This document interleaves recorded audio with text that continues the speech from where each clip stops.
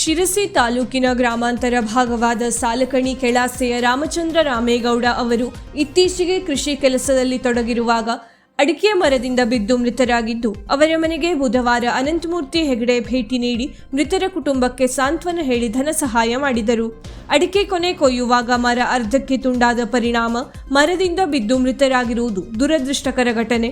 ಕುಟುಂಬಕ್ಕೆ ಆಧಾರವಾಗಿರುವ ಯಜಮಾನ ಹೀಗೆ ದುರ್ಘಟನೆಗೆ ತುತ್ತಾಗಿದ್ದು ತೀವ್ರ ನೋವನ್ನುಂಟು ಮಾಡಿದೆ.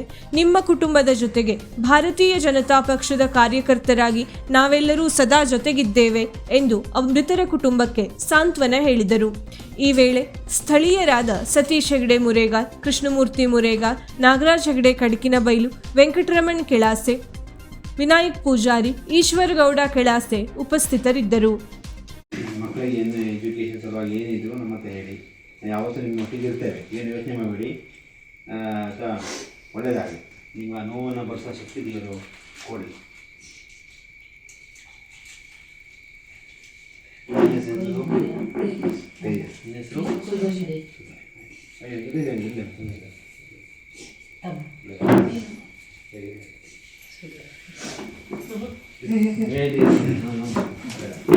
ವೀಕ್ಷಕ ಮಹಾಪ್ರಭುಗಳೇ, ನಮ್ಮ ಚಾನಲ್ ಅನ್ನು ಸಬ್ಸ್ಕ್ರೈಬ್ ಮಾಡಿ, ಶೇರ್ ಮಾಡಿ, ಪ್ರೋತ್ಸಾಹಿಸಿ.